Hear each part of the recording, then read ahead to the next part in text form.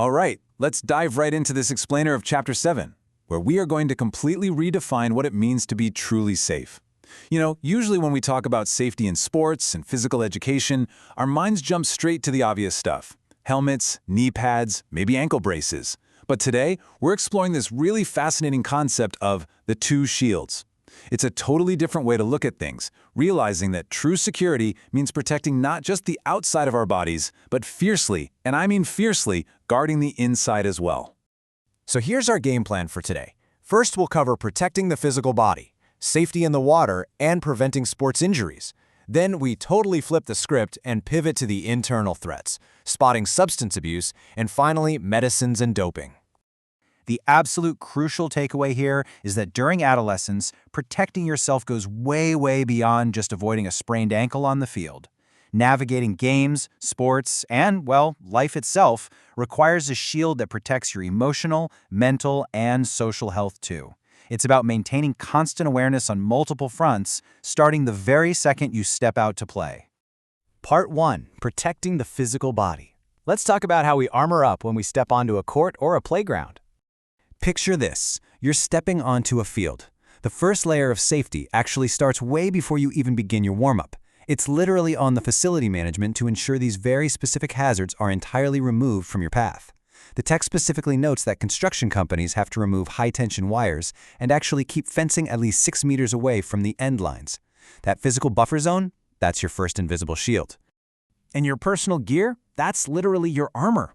Look at the stark difference here. The right fabric and proper arch support act as a powerful shield, whereas poor gear directly, and I mean directly, leads to painful muscle ruptures. Novice players ignore this all the time, but a defective arch in a shoe forces unbalanced body weight, which leads to severe leg muscle stress.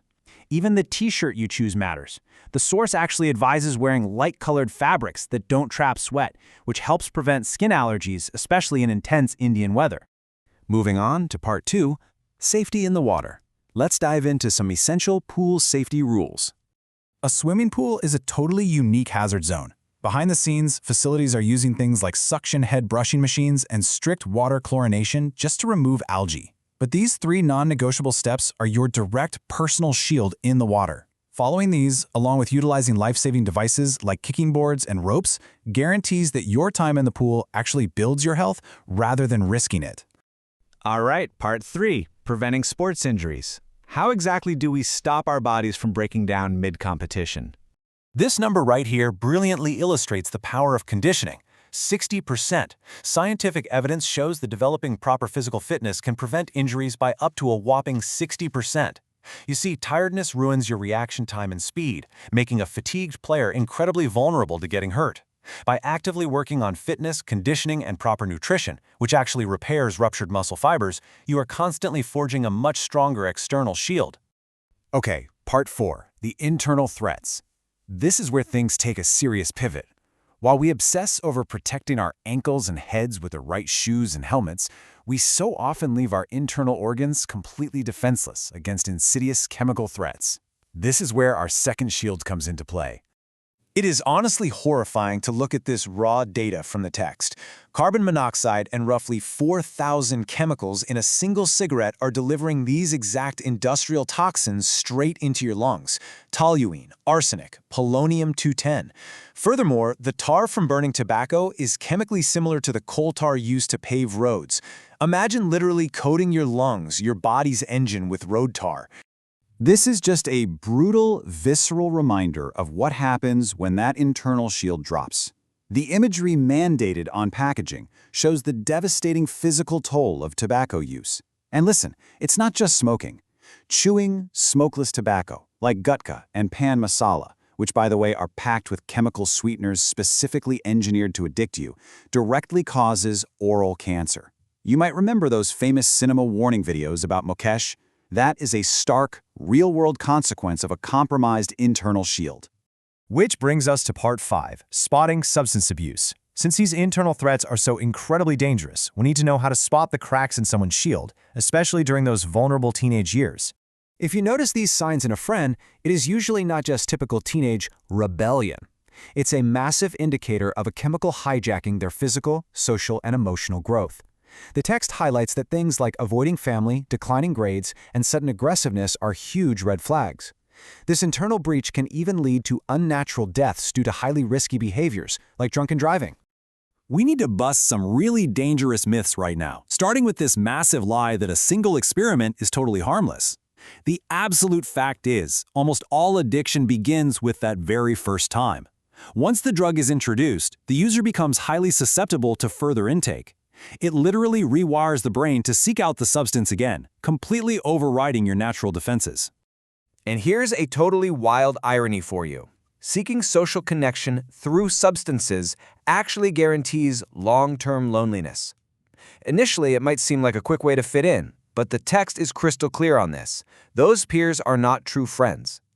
Eventually, the dependence forces the user to isolate themselves from their family and their real friends just to consume the drug, leading to total social isolation. There's also this huge misconception about things just lying around the house. Even seemingly mundane items, cleaning fluids, glue, or thinners, act as highly flammable neurotoxins. People think they provide a harmless high, but they permanently destroy internal organs like your liver and your nerves. They break down that internal shield for good. Let's bring this into the real world for a second. Put yourself in the shoes of Adil from a case study in our text. Adil is at a wedding, right? And his friends Mani and Roni are heavily pressuring him to drink alcohol for the very first time just to prove his friendship. He knows his family doesn't drink, he knows it's harmful, but he really doesn't want to lose his friends. What would you actually do in his place? It's in these exact moments of extreme pressure that you decide whether to hold your internal shield strong or just let it fall. Finally, Part 6, Medicines and Doping. This is the tragic intersection where the drive for external sports success ends up destroying the internal body. We really have to get this distinction straight. A medicine, when it's actually prescribed and taken correctly, acts as a catalyst to stimulate your body's natural healing process. It assists your internal shield. Doping, however, that is the ultimate betrayal of your body's security. It's the deliberate misuse of drugs to artificially enhance performance, sacrificing your long-term health, risking unnatural side effects, and potentially destroying your entire sporting career entirely, just so you don't fall behind. So, I want to leave you with this final thought to really reflect upon. If you're training tirelessly to protect your body from external injuries on the field, but then you're casually polluting your lungs with chemicals, taking unprescribed medicines, or risking addiction, are you actually safe? True security means guarding both the outside and the inside with equal, unwavering vigilance.